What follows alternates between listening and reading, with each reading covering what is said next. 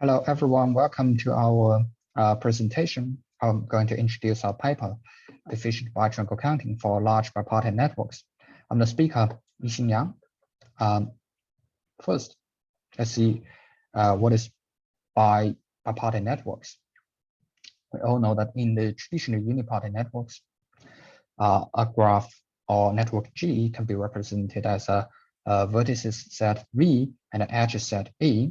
And all the vertices are of the same type in V, and all the edges in E are of the same type. Like the Facebook friendship network, each vertex represents a user, and each edge represents a friendship relationship in this network. And it's a traditional unipartite network. And in bipartite networks, we have two types of vertices, and edges only exist between different types of vertices. Like in this example, we can see we have two types of vertices, blue vertices and red vertices, and edges only exist between blue vertices and edge vertices and red vertices. And we always represent the bipartite network as G, and the vertex set are always composed of two disjoint vertices set U and L. And an example for bipartite networks are user item network. In the user item network, each vertex represents a user or item, and each edge represents a user item relationship, like the user likes the item. Next, let's see what is a bitriangle. Let's start from the triangle of unipartite networks. In the unipartite networks, a triangle is just a three cycle. XYZ, three vertices with three edges form a three cycle, and it can be always regarded as an edge closes two paths.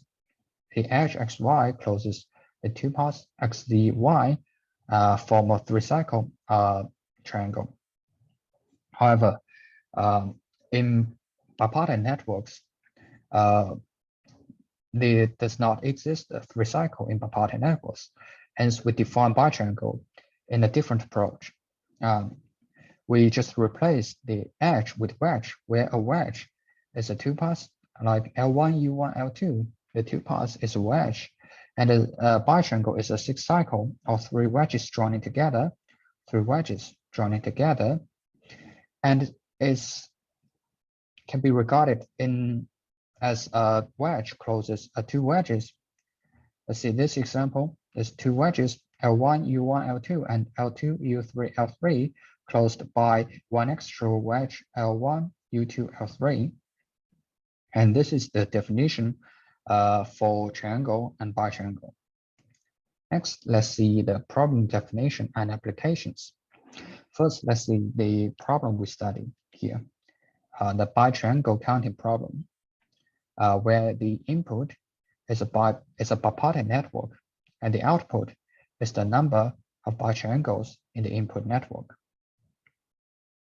And here are some applications for this bitriangle counting problem. The first one is for transitivity coefficient for bipartite network, which is the counterpart of transitivity coefficient for unipartite network. It's defined here. 3 multiply the number of bitriangles over the number of two wedges, or 4 paths. And we can see that it's a critical step to compute the number of bitriangles in the bipartite networks. Another application is for trust computation over bipartite networks. The trust computation problem for bipartite networks or heterogeneous networks is proposed by this paper.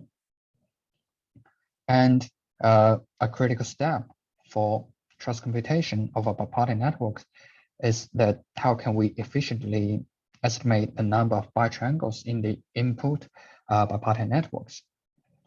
And after learning the problem definition and applications, let's see some related works. Here are listed some related works like butterfly counting, or motif counting, or subgraph enumeration. Next, let's see the algorithm part. First, let's see the wedge-based algorithm, a basic algorithm, which is also called SWG Count. And the motivation is very simple, that each bitriangle can be represented as 3 wedges joining together. We can see this bitriangle is actually just 3 wedges joining together. And based on this observation, we have the following counting formula, which is presented here. And based on the counting formula, we have the following algorithm framework.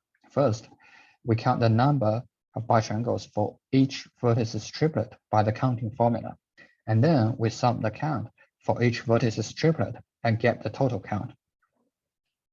And this is the framework for SWG count. Next, let's see another algorithm, super-wedge based algorithm, SWG count. The motivation is from the limitation of SWG count. In SWG count, we need to enumerate too many triplets, which is difficult to speed up and optimize. Hence, we turn to another approach. Here we turn to the concept of super-wedge, which are 3 parts, right? U2, L1, U1, L2, 3 parts, 3 edges joining together. It's a super-wedge. And we can see that a bitriangle can be regarded as a SWG unit, which is 2 super-wedges joining together. Each bitriangle is just 2 super-wedges joining together. And based on this observation, we have the following algorithm framework. First, we count the number of SWG units in the input network, which is just the number of 2 super-wedges joining together. And then we count the number of acyclic SWG units.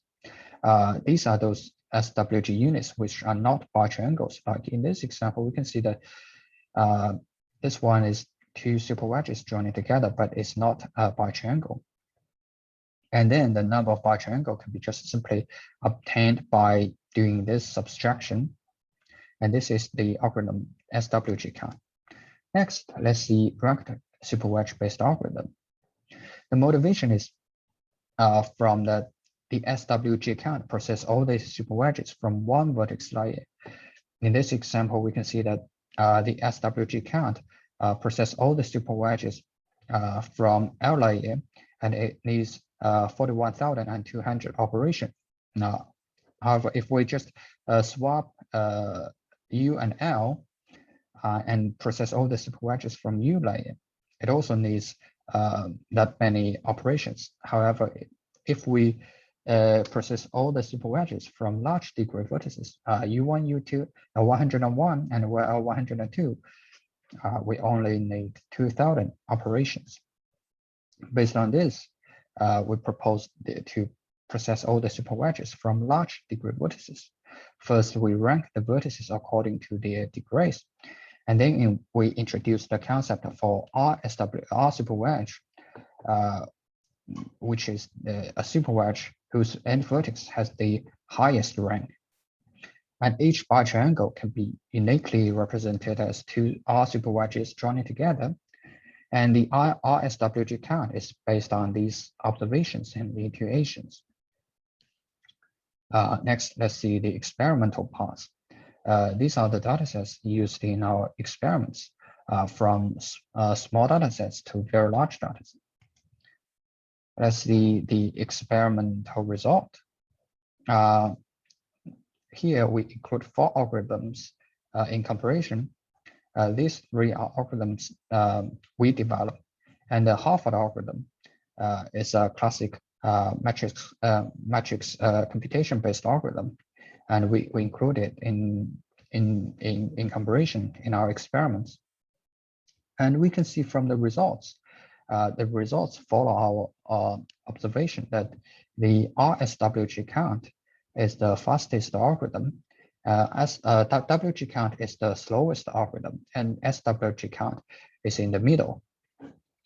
And the algorithm Harvard can only be applied to first 2 smaller datasets because it costs too much memory space.